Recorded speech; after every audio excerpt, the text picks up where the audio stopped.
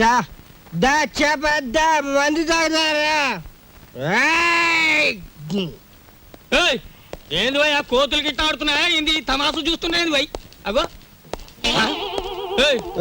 ఏంది భయ్యా సూటు బూటేసినో గుడంబ తాగినో నువ్వు తాగినో లెక్క ఉండాలి ఏంది లోలి ఏంది పబ్లిక్ గోదావరి బ్రిడ్జ్ కొంటాను అమ్ముతావా ఏంది బ్రిడ్జా నీ అబ్బ సొత్తు అనుకున్నావా ఏంది సర్కారు నిన్ను నన్ను దొలకపోయి నూగుతారు ఎక్కువ మాట్లాడావంటే ఈ గోదావరి కొంటాను ఆకాశం కొనవానే అమ్ముతావా కొంటాను జిరగా అడ్వాన్స్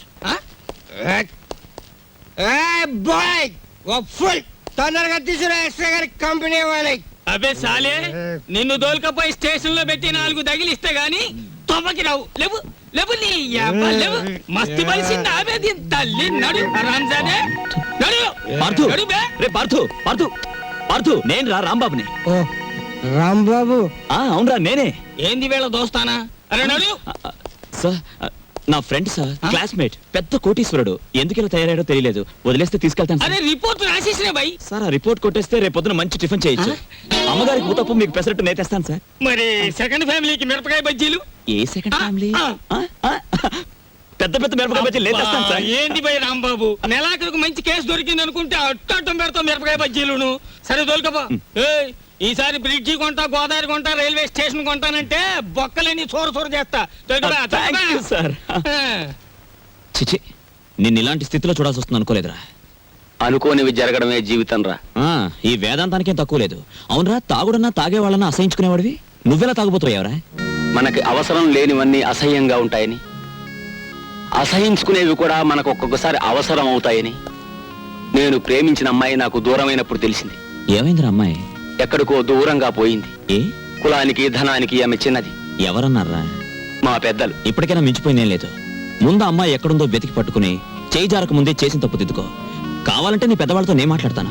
కానీ ఎటు కదలలేకుండా ముందరి కాళ్ళకు బంధంలా మా మావయ్య ఆస్తులు ఫ్యాక్టరీలు అన్ని గొడవలు నా తలపైన పెట్టాడే.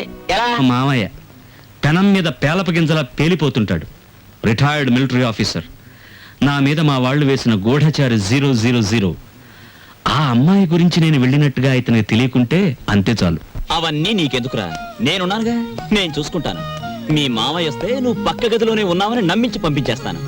రే నాకు మాత్రం చిన్న ఉద్యోగం చూపించరా. చిన్న ఉద్యోగం ఏం కర్మరా, పెద్ద ఉద్యోగం ఇప్పిస్తాను. ఇవాళ నుంచి ఎస్టేట్ నిది, ఈ గెస్ట్ హౌస్ నిది, నీ ఇష్టం వచ్చినట్టు వాడుకో. లాభం 2, 3, 4 అంతే. ఏంటి 50 తగ్గించారేంటి? కేశవరావు గారు అన్సీజన్ కదా అని వర్కర్స్ అందరికి 50 తగ్గించమన్నారు. మరి సీజన్ లో బాగా డబ్బులు గుంజుకున్నప్పుడు మాకు ఏమైనా 50 పెంచారేంటి? మరి ఇంకో మాట ఏంటి మ్యాటర్? కేశవరావు గారు రాబోయే అసెంబ్లీ ఎలక్షన్ నిలబడుతున్నారు. అసెంబ్లీకా? ఆయన చేబాట్లు తప్ప ఓట్లు పడతాయా? మాట్లాడనవసరం. ఇదిగో రేవుకి పాంప్లెట్లు పంచిపెట్టమని 40,000 పంపించారు. నువ్వే పంచి పెట్టాలి. మరి 40,000 నేనే పంచాలా? పంచుతాను. ఏది ఏమైనా సరే ఈ రోజు బాకీ వసూలు చేసి ఇక్కడి నుంచి కదలాల్సింది. ఇవాళ జీతాల రోజు అండి. ఇవాళ తప్పితే మళ్ళీ 4 రోజుల దాకా వాడు దొరికినా ప్రయోజనం ఉండదు. ఓసుకో ఎవరు రాజా మెట్టు దిగారా మట్టలు అయిపోతాయి. ఇది కేశవరావు గారు ఆఫీసు. ఇట్ల మూత మా ఆఫీసులో ఉన్నప్పుడు మా మనిషి, బయటకు వచ్చిన తర్వాత మేస్తో వచ్చినట్టు చేసుకోండి. అడుగు ముందు కేసారా మట్టలు అయిపోతాయి అంతే. ముందు నువ్వు ఇక్కడే ఉండు. ఆగండి, ఏమిటి అరుపులు కేకలను? ఆగండి, మీరు వెళ్ళండి చెప్తాను. మనం అనుకున్నట్టు 40,000 రెడీ చేయండి. నా ఇదిగో ఇలా రండి. ఏమిటయ్యా ఈ అల్లరి ఆర్పాటమును? ఇదిగో నా జీతం 400. మీ బాకీ తీరిపోయినట్టేనా? మీ వడ్డీలు తీరిపోయినట్టేనా? ఎందుకు వచ్చిందండి? నేను కేశవరావు గారితో దెబ్బలాడి లాంగ్ టర్మ్ ఫీజు కింద 40,000 రూపాయలు తీసుకుని నేను అనగా ఆఫీసులో ఇచ్చాను. మీరు వస్తే ఇచ్చేమని. అయ్యి బాబు నిజమే. అబద్ధం ఆడవలసిన గర్భ నాకేం వచ్చిందయ్యా? ఇదిగో రాములు గారు 40,000 రెడీగా ఉందా? మన వాళ్ళు వస్తున్నారు, ఇచ్చేయండి, పని చేసుకుంటారు.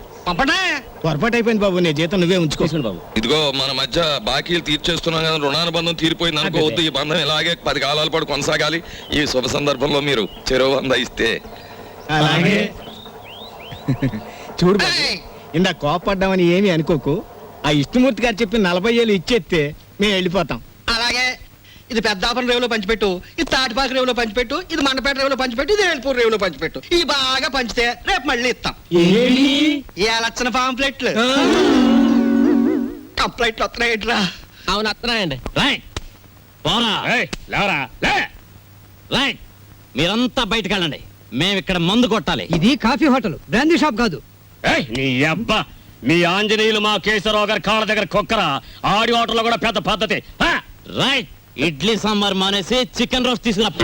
వాడికి ఏదో తెలియక వాగాడు, వాడిని క్షమించేయండి. కేశవరావు గారి మనుషులు అంటే మాకు దైవ సమానులు. అలా లోపలికి వెళ్ళి సేవించండి. హలో చూడండి, ఇక్కడ idli vada dosa puri coffee tea Ovaltine water తప్ప ఇంకేమీ తినడానికి వీల్లేదు, ఏమీ తాగడానికి వీల్లేదు. మేము ఇక్కడే తింటాం, ఇక్కడే తాగుతాం. అలాగే రే, ఇక్కడ ఇడ్లీ అక్కడ వడ, అక్కడ దోశ అక్కడ బిల్లు, ఇవన్నీ నువ్వు చూసుకో. ఓకే గురు. వీళ్ళ లోపలికి తీసుకెళ్లి చికెన్ తినిపించి పంపించేస్తాను. ఒక పెసరై.